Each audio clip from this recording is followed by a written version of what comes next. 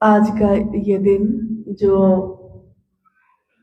जगत में नाग पंचमी के नाम से जाना जाता है, और जैसा आपने सुना, हम सबकी माँ दीदी नीलम आनंद जी का आज ही के हिंदी तिथि के अनुसार जन्म भी हुआ। हमारा सौभाग्य है कि शिव के शिष्य साहब हरिंद्रानंद जी के इस संदेश को लेकर आप तक आने का मौका मिला और आपसे मिलने का भी मौका मिला। यहाँ कौन किससे मिलता है, परंतु आज का ये मौसम महादेव की शिष्यता इसने मिलने का एक मौका दे दिया है, एक संयोग बना दिया है।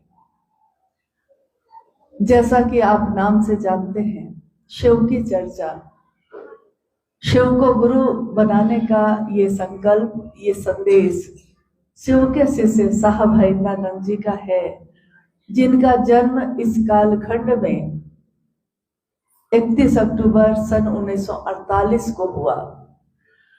बिहार एक ही था उस समय, झारखंड 2000 में बना है, लेकिन जब उनका जन्म हुआ तो बिहार और झारखंड एक ही था, यानी उस समय तो ये बिहार ही था। ये सावन के महीना में इस जरडेगा में महादेव गुरु की दया हुई कि आज आप लोगों के बीच में मिलने का मौका मिला। अपने गुरु शिव की बात करने का एक मौका मिला आपसे। कुछ आप लोगों से भी सुनेंगे और कुछ सुनाएंगे। समझ बोझ कर हम आप अपने जीवन में भगवान शिव को अपना गुरु बनाएंगे। वैसे तो हम लोग बहुत बड़े ज्ञानी तो नहीं है या प्रवचन करता नहीं है, हम आप ही की तरह एक साधारण शिव के शिष्य हैं आपके बीच में। हम लोगों ने जो साहब से सुना है वही बात आपके बीच में रखनी है। जिस भगवान शिव की जो पूजा अर्चना हम और आप करते हैं, उस महादेव से हम और आप धन सुख सुविधा बेटा अपने जीवन की तमाम सुविधाएं उस महादेव से लेते। हमारे घर के पूर्वज साधु और संतों ने कहा कि शिव जगत भी गुरु है, आदि गुरु है, प्रथम गुरु है, गुरुओं के भी गुराधिपति है। ये सारी बात वो जानते थे और लिखे भी हैं, लेकिन गुरु स्वरूप का जनमानस में इसका फैलाव नहीं हो सका। लोगों ने, साधु संतों ने कहा कि उस महादेव की पूजा अर्चना करके हम आप अपने जीवन की तमाम चीज ले सकते हैं और इसका फैलाव बहुत हुआ। हम जब से हम लोगों ने होश संभाला और यही देखा कि अपने घर में सावन के महीना में लोग महादेव की पूजा अर्चना करते हैं और नवरात्रा के समय में 9 दिन भगवती की पूजा अर्चना करते हैं। वही देखा देखी हम लोगों ने भी अपना जीवन में पूजा पाठ किया। जो माँ बाप से हम लोगों ने देखा वही करते हैं, लेकिन इस पर हम लोगों ने विचार नहीं किया कि हम और आप जिस देवी देवताओं की पूजा अर्चना कर रहे हैं, क्या उस महादेव, उस देवी देवता, उस भगवती की पूजा से भगवान प्रसन्न हो रहे हैं कि नहीं हो रहे हैं, कौन बताएगा। अभी इसी सोमवार के दिन इसी शिवलिंग के मंदिर पर हम जल चढ़ाते हैं। क्या वह शिवलिंग की पूजा जल महादेव ग्रहण कर रहे हैं कि नहीं कर रहे हैं, यह हमको आपको कौन बताएगा। अक्सर लोग कहते हैं, हमारे गांव के, हमारे समाज में लोग कहे हैं कि पानी पीजिए छान के और गुरु बनाइए जान के। कहावत है। और हम आप कहीं न कहीं किसी न किसी गुरु से हमारा आपका जुड़ाव होता है, लेकिन गुरु करते क्या है, गुरु का दायित्व क्या होता है, शिष्य भी अपने गुरु के प्रति क्या जवाबदेही देता है, ये सिस्टम हम आप नहीं जानते। लेकिन इस कालखंड के हमारे बड़े गुरु भ्राता साहब हरिंद्रानंद जी ने महादेव को गुरु बनाकर लोगों के बीच में कहा कि कहाँ जा रहे हो।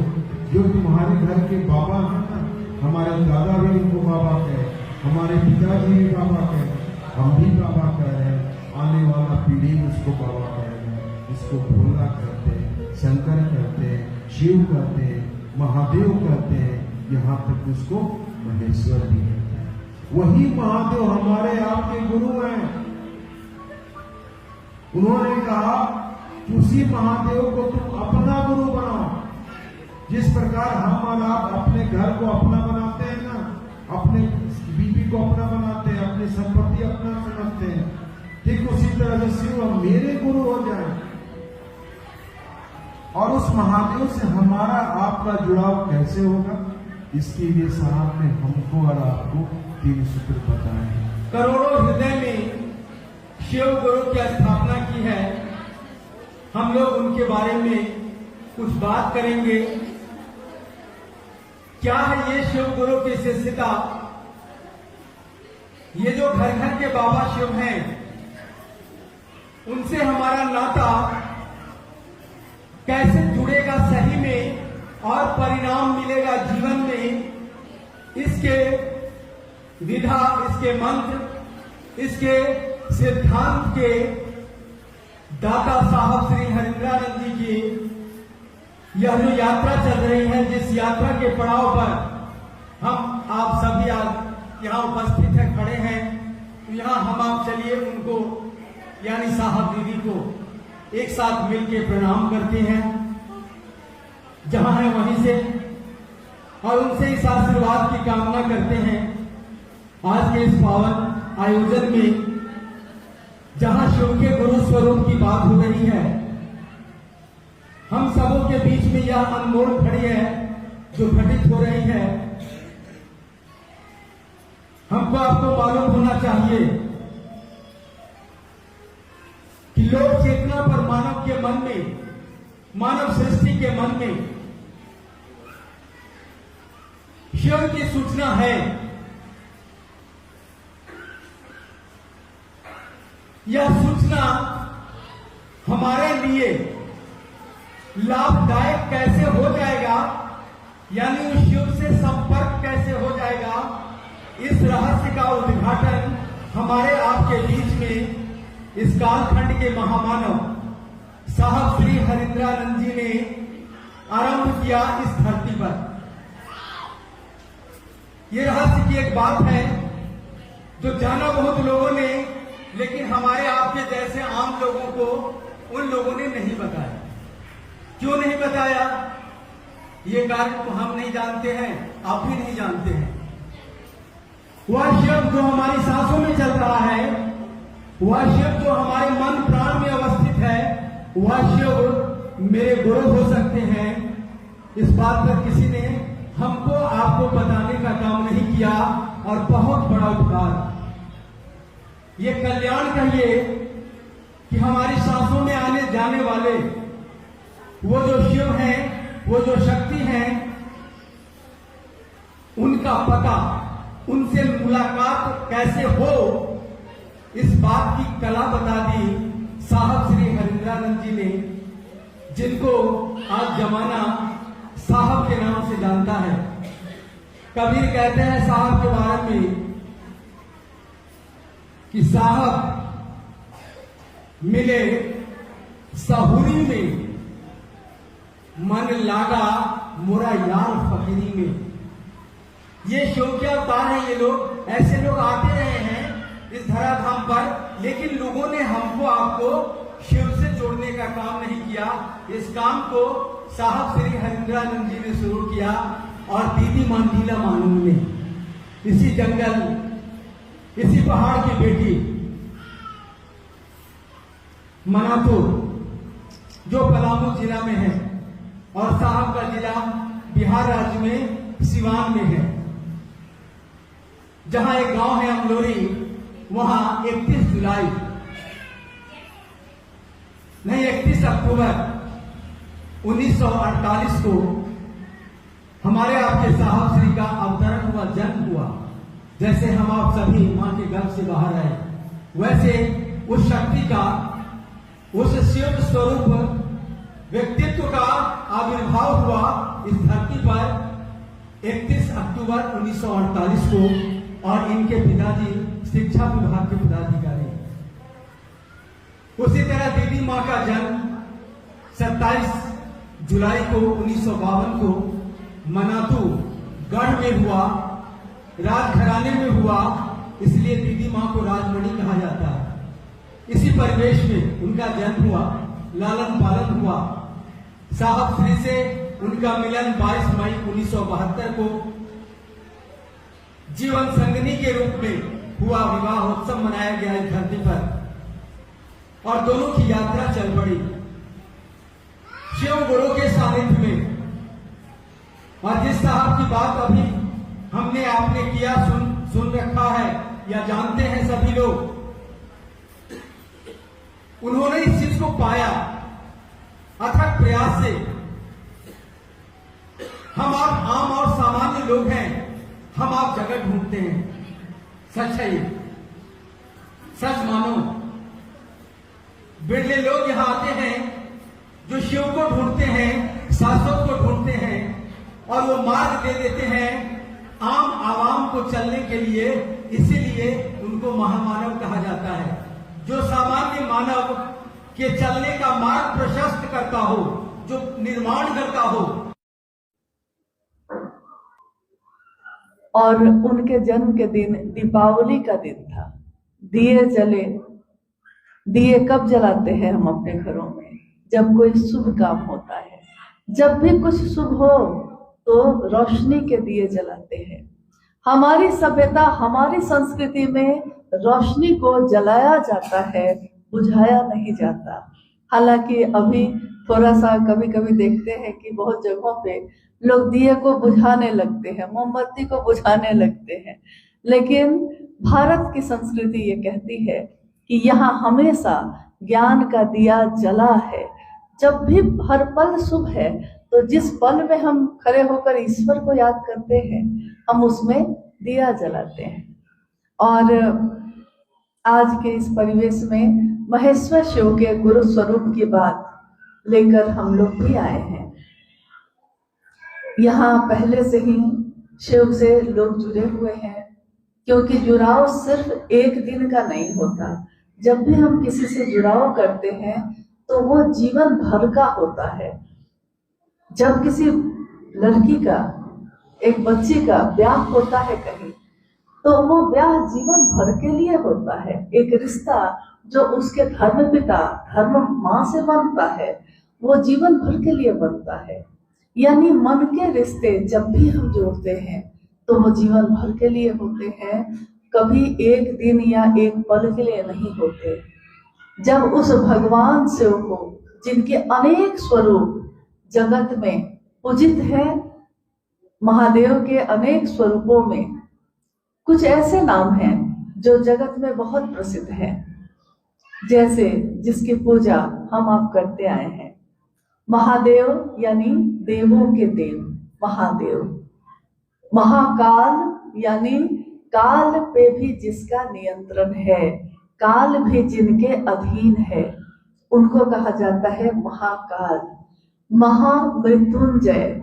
जब हम जीवन में कहीं हारते हैं या कभी ज्योतिष या कोई कर्मकांड ऐसा होता है जिसमें बताया जाता है कि अगर कहीं बस नहीं चल रहा है तो महामृत्युंजय जप करिए। सुना है आपने महामृत्युंजय जप?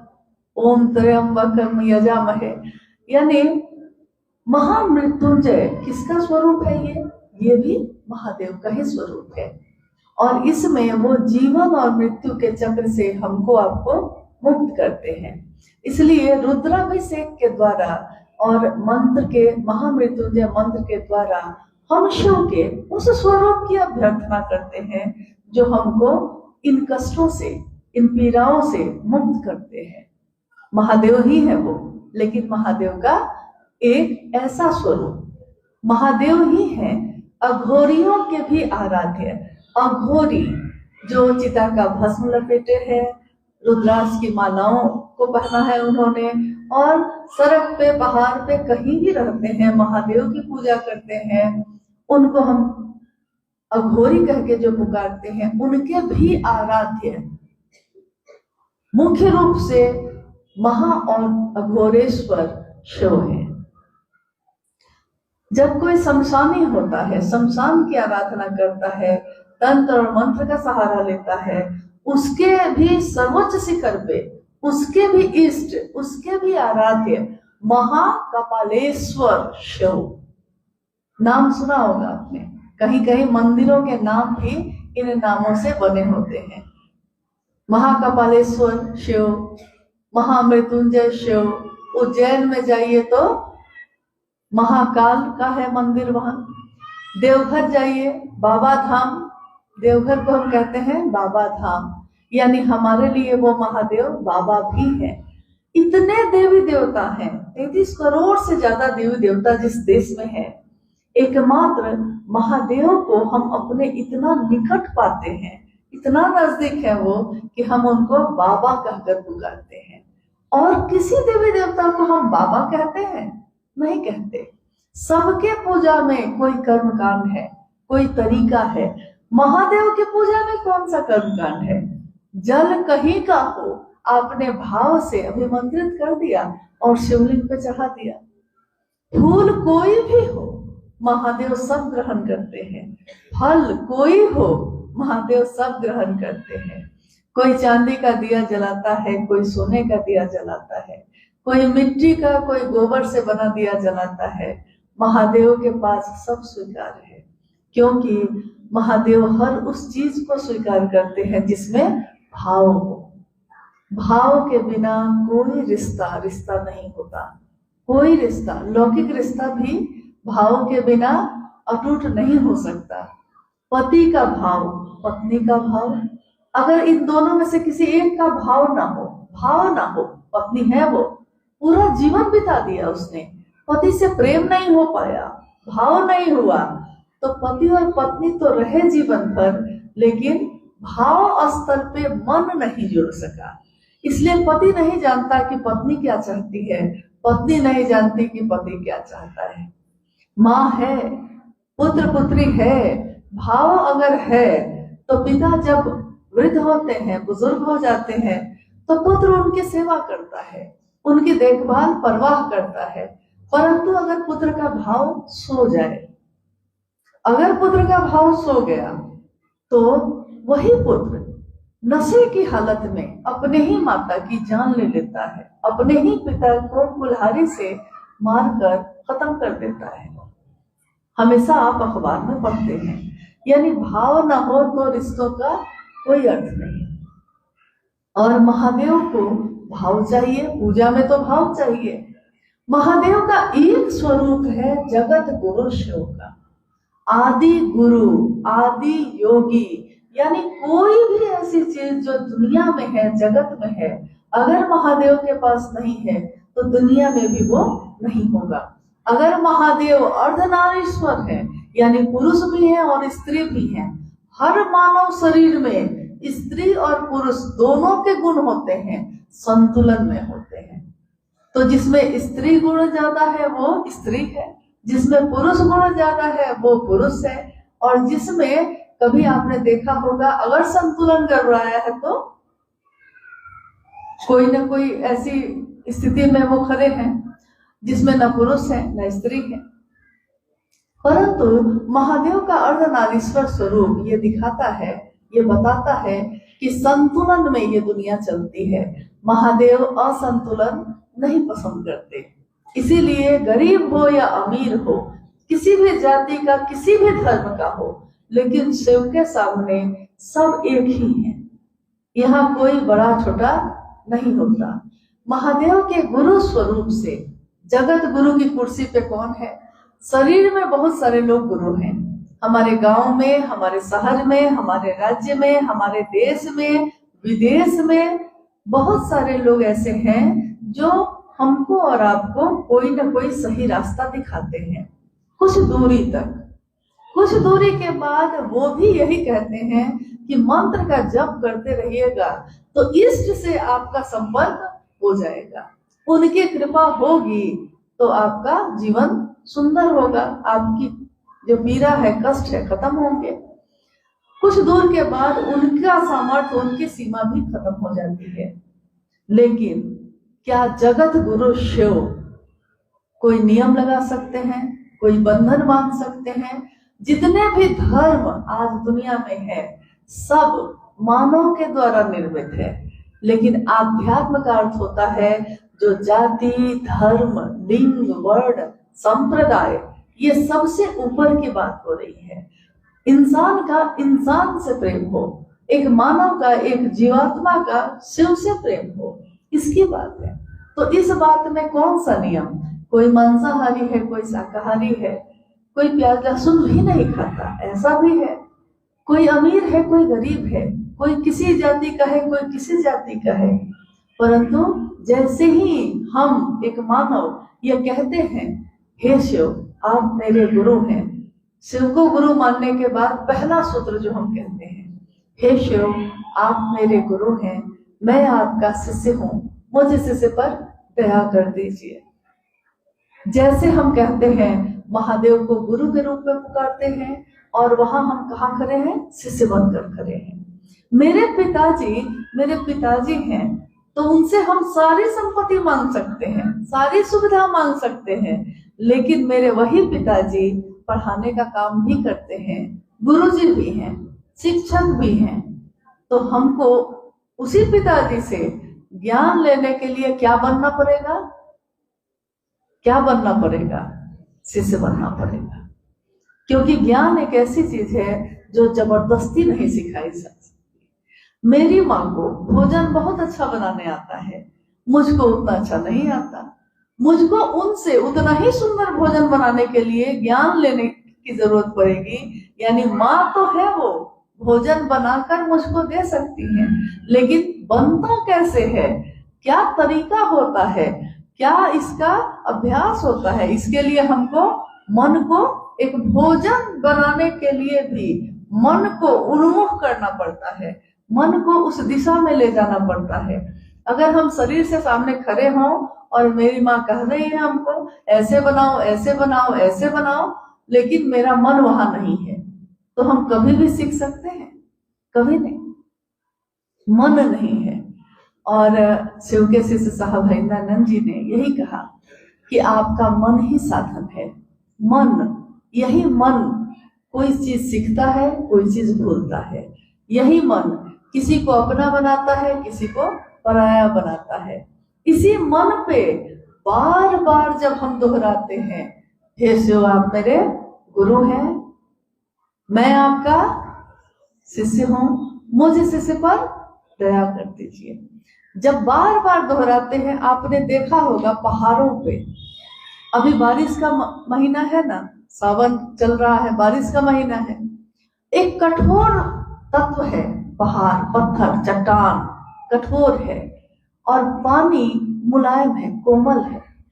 बूंद बूंद पानी लगातार निरंतर अगर किसी पत्थर पे भी गिरता है तो देखिएगा कुछ दिन के बाद उस पर निशान पड़ जाता है, उस पे गड्ढे बन जाते हैं।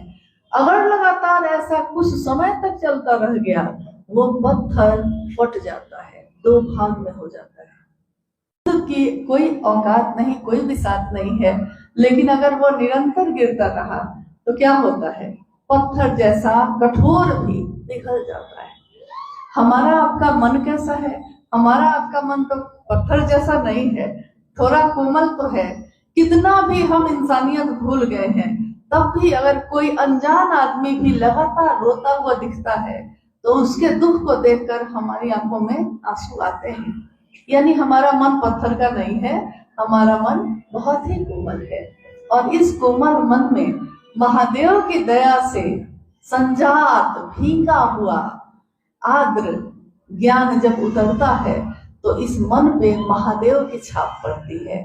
अभी तक हम किसी की पत्नी, किसी की बेटी, किसी के भाई, किसी के मित्र, किसी के दुश्मन थे, लेकिन आज जैसे ही हम कहते हैं, बोली बहुत प्रभाव डालती है। हम बोलते क्या हैं, हम सोचते क्या हैं, हम बात क्या करते हैं। तो अगर हम किसी के बारे में लगातार बात करते हैं एकदम गलत, मतलब उसके लिए नफरत से भरी बात अगर करते हैं, कुछ समय के बाद देखिएगा हमेशा आपका मन चिड़चिड़ा रहेगा, हमेशा आपका मन क्रोध से भरा रहेगा, क्योंकि किसी और को नफरत देने में वो नफरत हमने अपने मन में ही रख लिया। मेरे ही मन में ना पैदा होता है तब ना किसी को देते हैं हम। और साहब ने कितनी सुंदर बात कही कि इस मन में महादेव को रखिए, महादेव की बात करिए। एक विषय आपके जीवन का ये भी हो कि शिव मेरे गुरु हैं, शिव भगवान है, देवता है, देवों के देव हैं, लेकिन अगर मेरे नहीं हैं तो हम उनकी परवाह नहीं करते। महादेव की दया से इस जीवन में हमारा आपका जीवन शिवमय होता है, सुगंधमय होता है। और आखिर एक डिप्टी कलेक्टर जो जगत में, जिनका नाम लिया मैंने अभी, शिवसे से साहब हरिंद्रानंद जी, इनका जन्म जब हुआ तो इनके पिताजी एजुकेशन डायरेक्टर थे बिहार के। ये जब बड़े हुए इन्होंने कानून की पढ़ाई की, लॉ पढ़ा और बिहार प्रशासनिक सेवा में डिप्टी कलेक्टर के पद पे गए। लेकिन जब इनका विवाह हुआ था उस समय, उससे भी पहले से अपने जीवन के 12वें साल से इनके मन में एक अलौकिक चाहत पैदा हुई, उस अनजाने को जानने की जो दिखाई नहीं देता।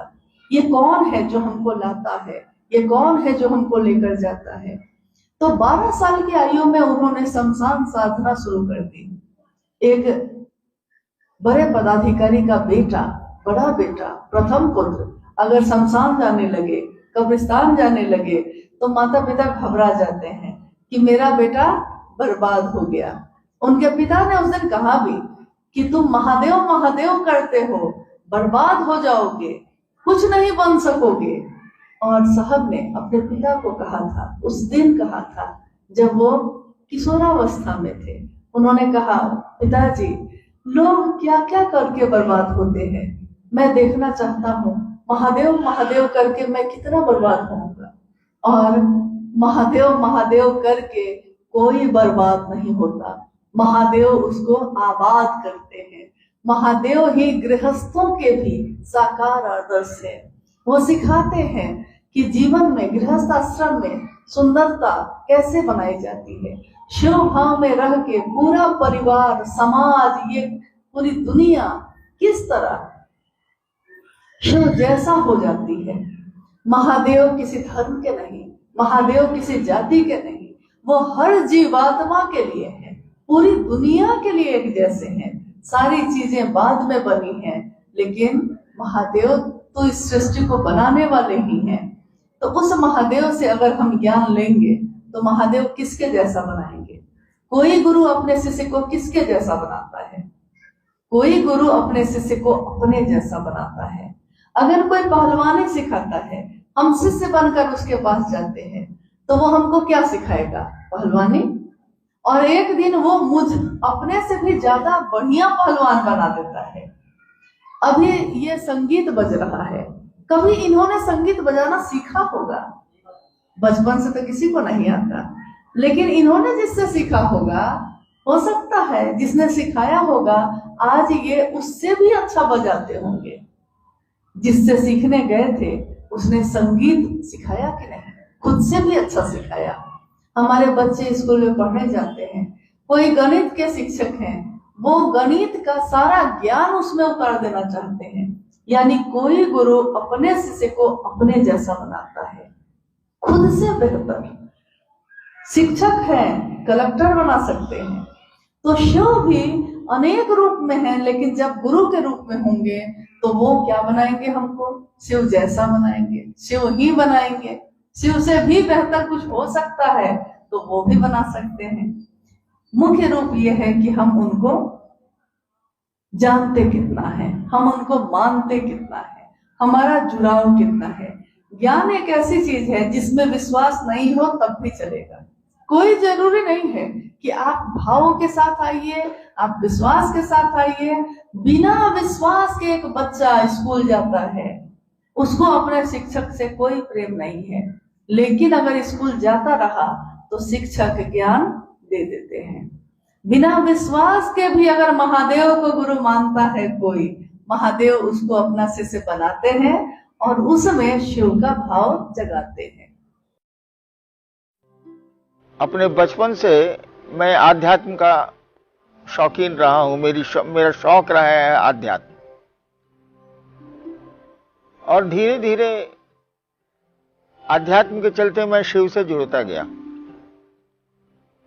मेरा मानना है और सच्चाई भी है कि वो शिव, वो ईश्वर, वो महेश्वर प्रकृति का अयन करते हैं। नारायण शब्द का भी यही अर्थ होता है, जो प्रकृति का अयन करे। नार माने प्रकृति और अयन है, नारायण शब्द का भी अर्थ यही होता है। तो प्रकृति की सुरक्षा, उसका देखभाल हम लोगों की जिम्मेवारी है। और पेड़ कट जाने से, वृक्षों के कम हो जाने से जो स्थिति अभी गुजर रही है झारखंड बिहार में, तो देखने को मिल रहा है। बारिश हो ही नहीं रही। आषाढ़ बीत गया, सावन भी लगभग बीत चुका है। अब देखिए क्या होता है। तो हम लोगों ने सोचा कि कई वर्षों से, पिछले साल भी हम लोगों ने कोशिश की और पेड़ लगाए। इस बार हम लोगों ने सोचा कि मेरी पत्नी नीलमा के जन्मदिन पर पूरे देश में या देश के बाहर हम लोग वृक्ष लगाएंगे।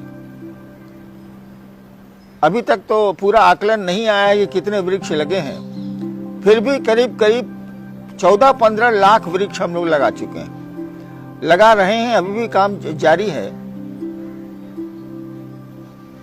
और गर्मी में तो लगा नहीं सकते, उसकी देखभाल कठिन हो जाती है। बारिश के मौसम में पेड़ बचते हैं और इसीलिए हम लोगों ने इस अभियान को शुरू किया। और इसीलिए आप भी कह रहे हैं कि हजारों की संख्या में सड़कों पर लोग निकल रहे हैं वृक्ष लेके, और ये नारा दे रहे हैं कि सांसें हो रही हैं कम, आओ वृक्ष लगाएं हम। आपको तो मालूम ही है कि पेड़ों से ऑक्सीजन हमको मिलता है, और 24 घंटे में जितना ऑक्सीजन हमको आपको चाहिए उसकी कीमत बहुत ज्यादा होती है। एक दिन पानी की बोतलों पर हम लोग हंसते थे। मैं उस समय पटना में मजिस्ट्रेट था। हंसी आती थी हम लोगों को कि भारत में पानी बिकेगा क्या। अब स्थिति ये हो गई है कि बिना बोतल के पानी के न कोई यात्रा कर रहा है, न कोई चल रहा है। ये अब आवश्यकता में आ गया है वो बोतल का पानी। सोचिए, एक दिन हम लोग हंसते थे कि बोतल में भारत में पानी बिकेगा, और आज क्या स्थिति है। अभी हम लोग भी हंस रहे हैं कि क्या सिलेंडर में ऑक्सीजन भर के लोग चलेंगे। ऑक्सीजन तो हर जगह है और पेड़ कट रहे हैं। आवश्यकता है तो कटेंगे ही कटेंगे, लेकिन लगाने भी उतने ही जरूरी है। अब सड़कें बननी है, घर बनने हैं, पुल बनने हैं, या जो भी चीजें बननी है, निर्माण होना है, तो पेड़ तो कट सकते हैं। लेकिन जितने कटते हैं उससे दुगुने मात्रा में उनको लगाया जाना चाहिए। वो लगे। कटने का विरोध हम लोग नहीं कर रहे हैं, लेकिन हम लोग लगाने के लिए प्रेरित कर रहे हैं। लगा चढ़ता है, क्या पता प्रेत खाते होंगे। अगर आप सिंहेश्वर मंदिर में प्रसाद चढ़ाइएगा तो मैं समझूंगा कि महादेव आपका प्रसाद खाते हैं। उस पे साहब श्री ने जवाब दिया था। उन्होंने कहा कि क्या सिंहेश्वर मंदिर में प्रेत नहीं आएंगे? तो लोगों ने कहा कि नहीं, सिंहेश्वर मंदिर जो मधेपुरा में है, सिंहेश्वर मंदिर ऋषि श्रृंगी के द्वारा स्थापित है और उसमें ऊर्जा का चक्र स्थापित है। उसमें कोई भी नकारात्मक ऊर्जा प्रवेश नहीं कर सकती। इसलिए अगर आपने वहां प्रसाद खिला दिया तो मैं समझूंगा कि सचमुच में शिव प्रसाद ग्रहण करते हैं। साहब मां नीलमानंद जी को लेकर उस प्रांगण में पहुंचते हैं। रास्ते में प्रसाद के लिए 50 रसगुल्ले अरुणा होटल से खरीदे जाते हैं और सबको लेकर साहब मंदिर पहुंचते हैं। रास्ते भर साहब सोच रहे हैं, मैंने तो जितने मंत्र थे सब छोड़ दिया, महादेव को अपना माना तो सारे कर्म कांड छोड़ दिए, अब मैं क्या करूंगा? महादेव प्रसाद कैसे खाते हैं ये तो मुझको पता ही नहीं है, परंतु ये मेरा अनुभूत सत्य है। लोगों को ये झूठ लगता है। सत्य है कि मैं प्रसाद चढ़ाता हूँ, प्रसाद ग्रहण हो जाता है, परंतु न जाने अब क्या होगा। सिंहेश्वर मंदिर में महादेव प्रसाद खाएंगे या नहीं खाएंगे। और वो प्रसाद लेकर सिंहेश्वर मंदिर पहुंचते हैं। चारों तरफ पंडित पुरोहित की भीड़ है, आसपास के लोग भी जुट गए हैं, कार्यालय के पदाधिकारी कर्मीगण भी साथ में गए हैं। सबके बीच प्रसाद को, रसगुल्ले को थाली में सजाया जाता है। 50 रसगुल्ले गिने गए। कितने रसगुल्ले हैं? तो प्रसाद क्या है? 50। यानी कि परीक्षा की घड़ी थी तो परीक्षा करी ली जा रही थी कि क्या पता ये कुछ करते होंगे, क्या पता कुछ तंत्र मंत्र यंत्र का प्रयोग करते होंगे।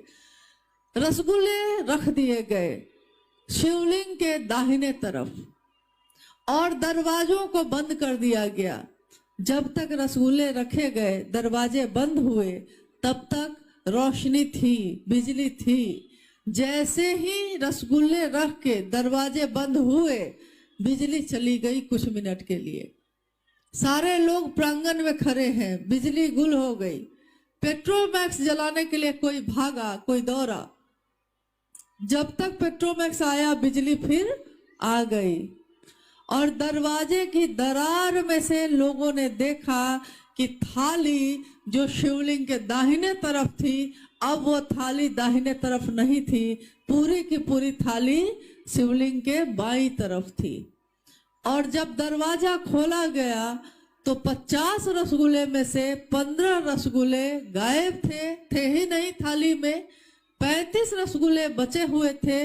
लगता था कि किसी ने ब्लेड से काटकर बराबर बराबर भाग में कर दिया है। पूरे रसगुल्ले 2 भाग में बटे हुए, 35 रसगुल्लों के 2-2 भाग हो गए तो 70 पीस। यानी कि ये सबके बीच जब हुआ, उससे पहले साहब ने बाद में मां नीलमानंद जी से कहा कि मैं जब प्रसाद चढ़ाने जा रहा था तो मैंने महादेव से कहा था, इतना ही भर कहा था कि बुढ़ाऊ इज्जत रखिया। बुढ़ाऊ यानी मेरे महादेव को मैंने कहा। मैं अपने महादेव को महादेव भी कहता हूँ, बॉस भी कहता हूँ, बुढ़ाऊ भी कहता हूँ। मेरी मर्जी, मेरा है वो महादेव, मेरी जो मर्जी होगा सो कहता हूँ। लेकिन उस समय मैंने कहा, मुझको लगा कि जैसे मेरे माथे की पगड़ी गिर जाएगी। अगर आज महादेव ने प्रसाद ग्रहण ना किया तो दुनिया मुझको झूठा समझेगी और कोई विश्वास नहीं करेगा कि महादेव गुरु है भी कि नहीं, क्या ये सच बोलते हैं। तो साहब ने कहा कि जब शिष्य की परीक्षा की घड़ी आती है तो वो पूरी तरह महादेव की, अपने गुरु की दया के आश्रय में हो जाता है। और दया के आश्रय में जाकर मैंने महादेव से ये कहा, बुढ़ाऊ इज्जत रखी है। महादेव ने मेरी इज्जत रखी, शिव ने मेरी इज्जत रखी और सबके सामने ये साबित हुआ कि भाव से अगर चढ़ाए जाए तो लौकिक चीज, भौतिक चीज भी महादेव ग्रहण करते हैं। महादेव को शरीर नहीं कि वो प्रसाद खाएंगे, परंतु वो भाव ग्रहण करते हैं। इसलिए भाव से चढ़ाई हुई चादर भी ग्रहण कर लेते हैं, भाव से चढ़ाए हुए प्रसाद को भी ग्रहण करते हैं। और भाव भी अगर चढ़ा दिया जाए तो मनुष्य के मन का, उसके हृदय का भाव भी वो स्वीकार करते हैं।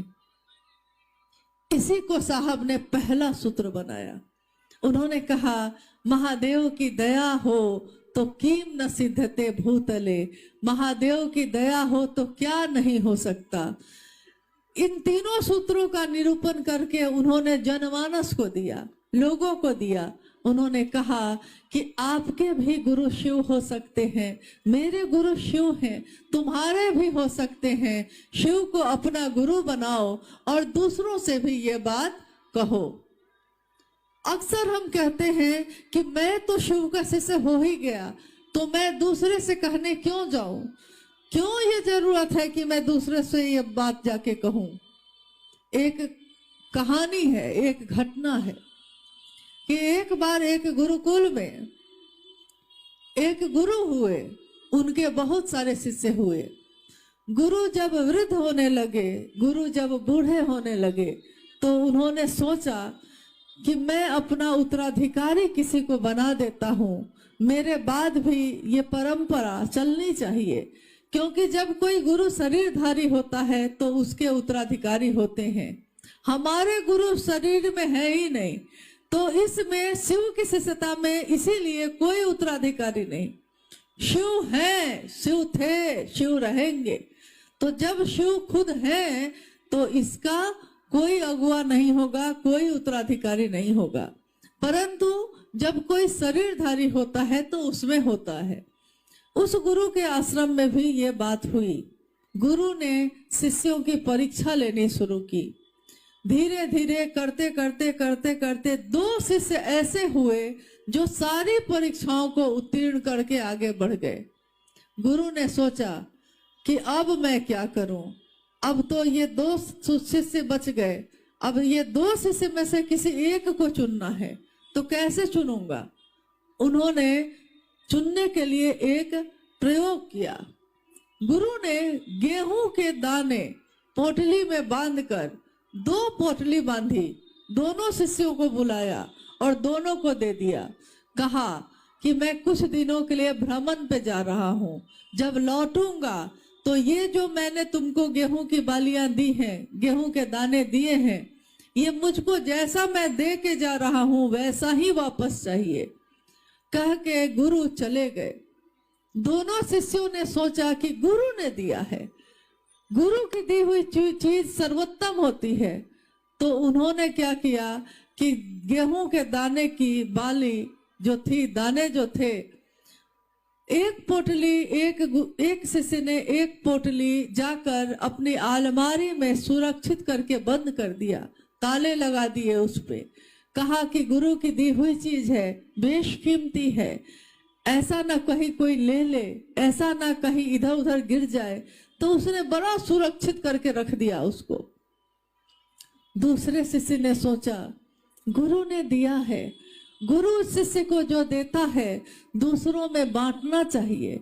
गुरु ने दिया है, रख दूंगा, खराब हो जाएगा, सड़ जाएगा, इसलिए क्यों नहीं आश्रम के खेतों में मैं इसको कोराई करके क्यारियां बनाकर इन गेहूं के दानों को लगा दूं।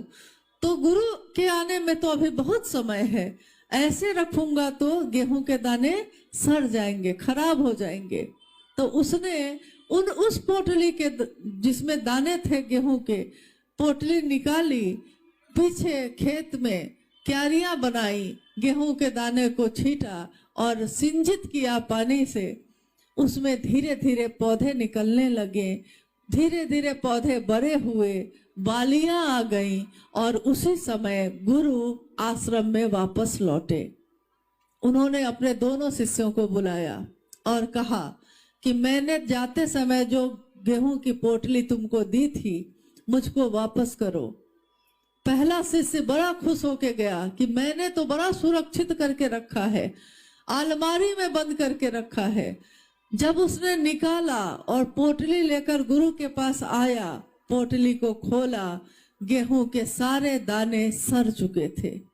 बंद करके रख दिया गया तो सड़ गया। अपनी ही ऊर्जा से वो अपने को ही जलाता चला गया, खत्म हो गया। अब ना वो गेहूं के दाने पीसे जा सकते थे, ना तो उसमें से पौधे निकल सकते थे, कुछ भी नहीं हो सकता था।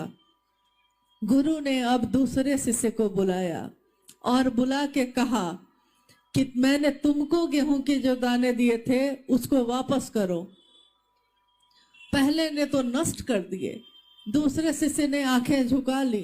गुरु ने पूछा क्यों, तुमने भी नष्ट कर लिए? तो उसने कहा गुरु आपने दिए थे रखने के लिए, मुझको लगा कि रखने से खराब हो जाएगा तो मैंने खेतों में लगा दिए, आइए दिखाता हूं आपको। और वो शिष्य अपने गुरु को लेकर आश्रम की खेतों की तरफ गया। गुरु ने देखा कि चंद दाने जो गेहूं के थे आज असंख्य बालियों में लहलहा रहे हैं।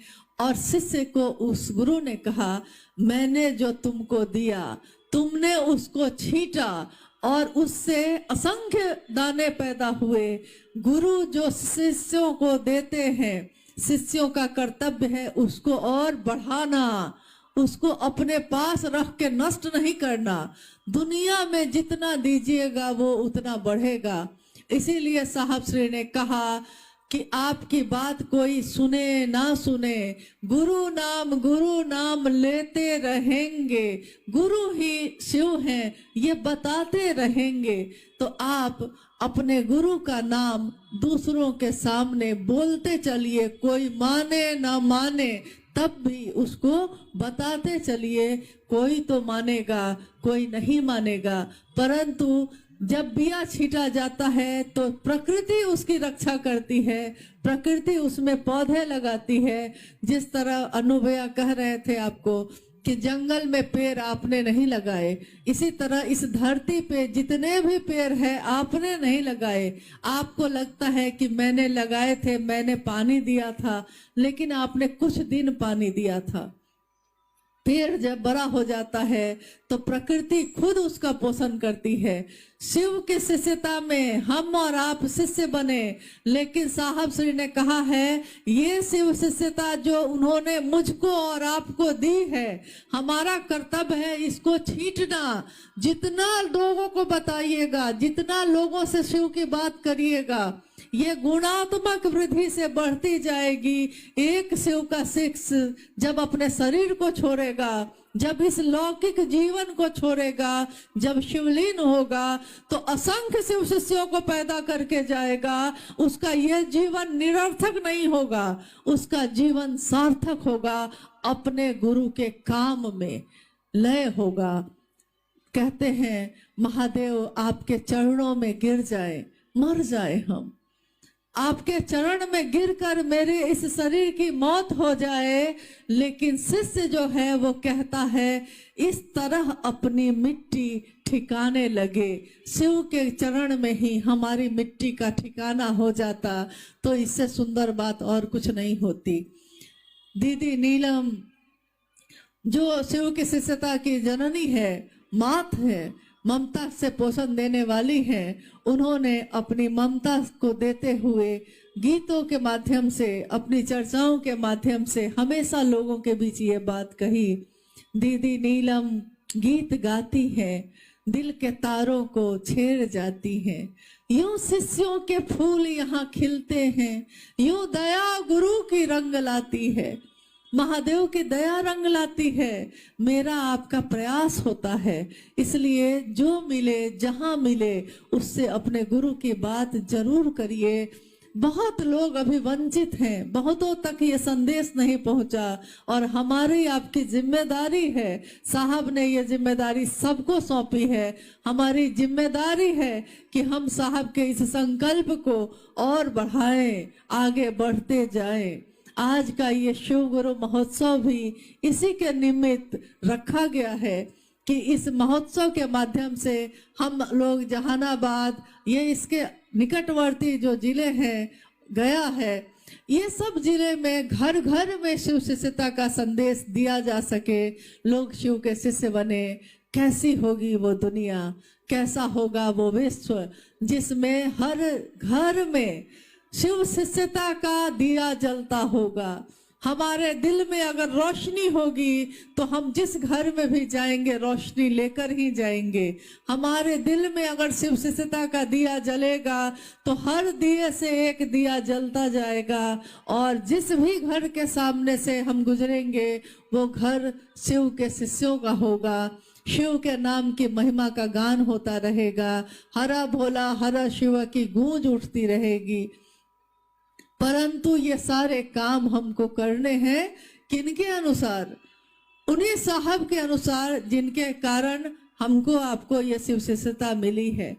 उन्होंने जो नियम बनाए हैं, नियम तो गुरु बनाते हैं, गुरु ने तो कोई नियम नहीं बनाया, परंतु साहब ने लौकिक जीवन में हम चलते हैं, इस देश इस काल में रहते हैं, तो कुछ चीजें उन्होंने, कुछ सुरक्षा, कुछ सावधानियां बताई हैं। तो आज जब हम लोग यहाँ पहुंचे तो पता चला कि यहाँ कोई इक्का दुक्का लोग ऐसे हैं जो 24 घंटे का शिव चर्चा रखते हैं। तो मुझको याद है कि साहब ने हमेशा कहा कि आप मेरे गुरु भाई हैं, आप मेरी गुरु बहन हैं। आपकी सुरक्षा, आपके जान माल की रक्षा करना मेरा कर्तव्य है। आप गुरु बहन है मेरी, तो मेरी बहन से भी बढ़ के है आप मेरे लिए। गुरु भाई है तो मेरे भाई को मेरी चिंता हो ना हो, लेकिन मेरे गुरु भाई को अगर भोजन नहीं मिलता तो मैं भोजन नहीं करता। असंख्य चर्चाओं में साहब ने भोजन नहीं किया इसलिए कि लोगों को भोजन नहीं मिला। तो उन्होंने कहा कि किसी भी कीमत पे, किसी भी स्थिति में कोई भी चर्चा जब रखी जाती है तो दीवा काल में ही रखी जाए। दीवा काल का अर्थ होता है सुबह से लेकर शाम के बीच का समय। 24 घंटे में आप महादेव से दया कभी भी मांग सकते हैं, महादेव को प्रणाम कभी भी कर सकते हैं, किसी भी स्थिति में कर सकते हैं, परंतु शिव की चर्चा आपको दीवा काल में ही करने का निर्देश साहब श्री के द्वारा है। इसलिए किसी भी स्थिति में कोई अगर गुरु भाई या गुरु बहन 24 घंटे का शिव चर्चा रखते हैं तो मेरा ख्याल है कि वो गुरु भाई गुरु बहन हो ही नहीं सकता। जो साहब के निर्देश के बाहर महादेव का काम करता हो वो शिव का शिष्य तो नहीं हो सकता, कृतज्ञ तो नहीं हो सकता, कृतज्ञ जरूर हो सकता है। इसलिए साहब श्री की बातों को सुनिए, जानिए और उसी के अनुसार अक्षरशः चलने का प्रयास करिए।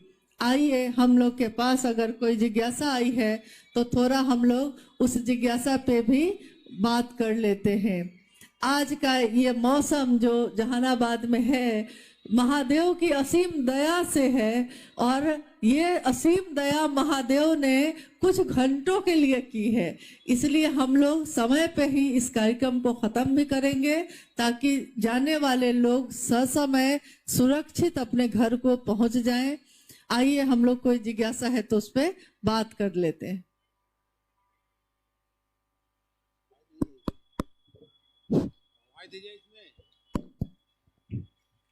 जिज्ञासा है, शिव अपने शिष्य को श्रेष्ठतम पक्ष का उजागर करते हैं कैसे? ये वाक्य थोड़ा गलत लिखा हुआ है। ये शिष्यानुभूति की पंक्ति है। शिष्यानुभूति साहब श्री के द्वारा सन 1990 में लिखी गई। शिष्यानुभूति में उन्होंने लिखा कि शिव अपने शिष्य के सर्वोत्तम पक्ष को उजागर करते हैं। जिज्ञासा है कैसे? कोई गुरु अपने शिष्य के सर्वोत्तम पक्ष को उजागर करता है।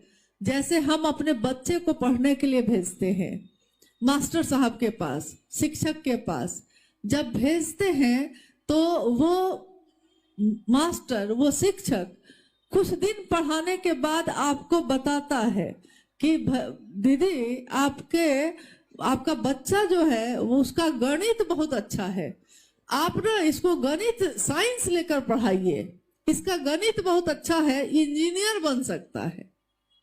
कोई कहता है इसका जीव विज्ञान अच्छा है, ये डॉक्टर बन सकता है। कोई कहता है इसकी भाषा बड़ी अच्छी है, प्रोफेसर बन सकता है। यानी अगर कोई शिक्षक होता है तो वो अपने शिष्य के अंदर के गुण को पहचान कर और उसको सामने लाता है।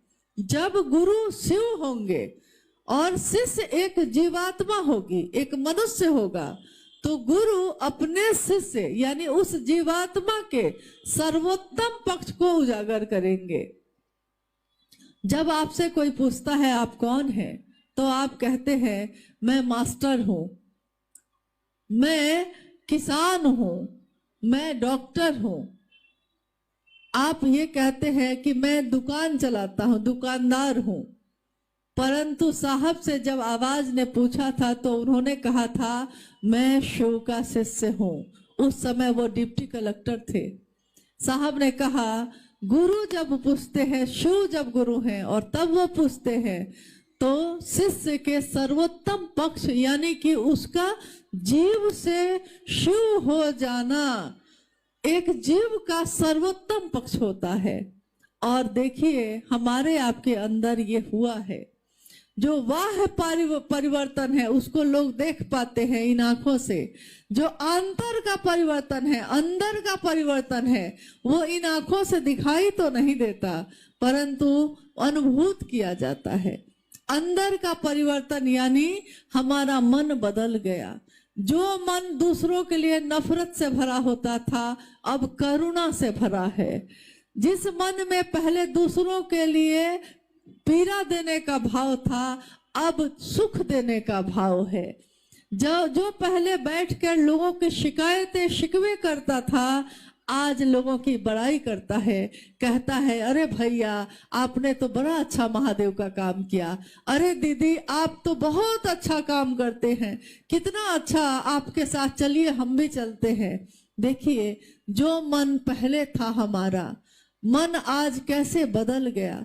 जो मन पहले इतना ज्यादा जाति धर्म वर्ण संप्रदाय को पकड़े हुए था, सारी संकीर्णताओं से मुक्त होता हुआ शिव की तरह का आचरण रखने लगा है और शिव जैसा आचरण रखना जीव को शिव बनाता है, यानी सर्वोत्तम पक्ष उजागर करता है।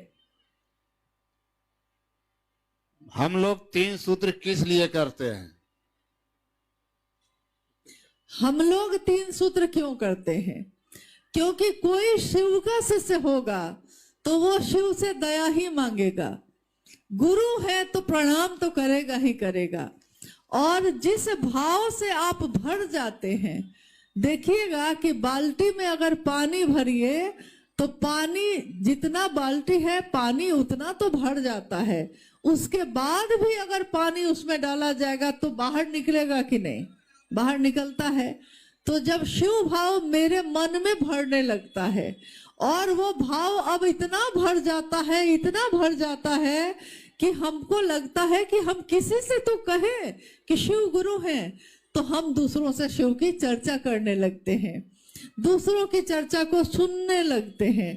तो देखिए कोई अगर शिव से होगा तो वो तीनों काम करेगा ही करेगा, चाहे कोई उसको तीनों सूत्र बताए या नहीं बताए, परंतु वो तीनों सूत्र करेगा ही करेगा। दीदी से हम पूछना चाहते हैं कि पहले से हम राम मंत्र लिए हुए थे तो हम शिव को गुरु बना सकते हैं या नहीं? प्रभा रंजन जिज्ञासा है कि पहले से मैंने राम का मंत्र ले लिया है तो मैं शिव को गुरु बना सकता हूं कि नहीं। रामेश्वरम एक जगह है, कहानी है, घटना है कि भगवान राम ने शिव की शिवलिंग की पूजा की थी, इसीलिए वहां पे रामेश्वरम की स्थापना है। तो शिव जब गुरु हैं तो आपने चाहे किसी का भी मंत्र लिया हो परंतु आप शिव को गुरु बना सकते हैं। चाहे आपने शरीरधारी लोगों का मंत्र लिया हो या आपने किसी भगवान का मंत्र लिया हो, उसके बावजूद आप देवों के देव महादेव, ईश्वरों के भी ईश्वर महेश्वर शिव को अपना गुरु बना सकते हैं। इसके लिए कोई बाध्यता नहीं है, आप बिल्कुल महादेव को अपना गुरु बना सकते हैं। जिज्ञासा है कि जहानाबाद में और गया जिला में 24 घंटा के शिव चर्चा रखते हैं, क्या होना चाहिए? देखिए इस जिज्ञासा पे तो मैंने अभी उत्तर दिया है, क्योंकि गया और जहानाबाद में कहीं इक्का दुक्का जगह पे कोई व्यक्ति हैं जो 24 घंटे की चर्चा रखते हैं, उनके बारे में जिज्ञासा आई है। तो मैंने अभी पहले आपसे कहा भी है कि कभी भी शिव की चर्चा, साप्ताहिक चर्चा 2 से 3 घंटा बहुत से बहुत, अमूमन 2 घंटे की ही होती है, बहुत हो गया तो 3 घंटा, इस वो भी दिवा काल में जब रोशनी हो, अंधेरा होने से पहले सभी तरह की चर्चाएं समाप्त कर दी जाती हैं ताकि लोग ससमय घर पे पहुंच सकें। जिज्ञासाएं बहुत है परंतु समय का अभाव भी है और समय ये कह रहा है कि जिस तरह मैंने अभी दूसरे के लिए ये कहा है, मेरा अनुशासन भी, मेरे गुरु का अनुशासन, मेरे साहब दीदी का अनुशासन ये कहता है कि आज का ये शिव गुरु महोत्सव अब समापन करना चाहिए ताकि लोग सही समय पे अपने घर पहुंच सके। ठंड का मौसम है। महागुरु महादेव की असीम दया से आज का ये शिव गुरु महोत्सव जो आज सबने अथक परिश्रम से आयोजित किया है, महेश्वर शिव का संदेश देने के लिए ही किया गया है। और बहुत सारे नाम की घोषणा आई होगी, उसकी बहुत सारी है, बहुत सारी नाम की घोषणा है। तो मेरा अनुरोध है कि इन सभी नामों की घोषणा सामूहिक रूप से कर देना ही उचित होगा। तो आज इस गुरु मंच पे जितने भी नाम आए हैं शिव का शिष्य बनने के लिए, घोषणा है, महादेव को प्रणाम करते हुए हम घोषणा करते हैं कि आज से और अभी से इन सभी भाई और बहनों ने महेश्वर शिव को अपना गुरु बनाया है। इनके नाम की घोषणा शिव के अंतरिक्ष साम्राज्य में संप्रेषित की जाती है। कृपया दर्ज हो, जागा जागा महादेव। आप सभी के चरणों में मेरा प्रणाम है।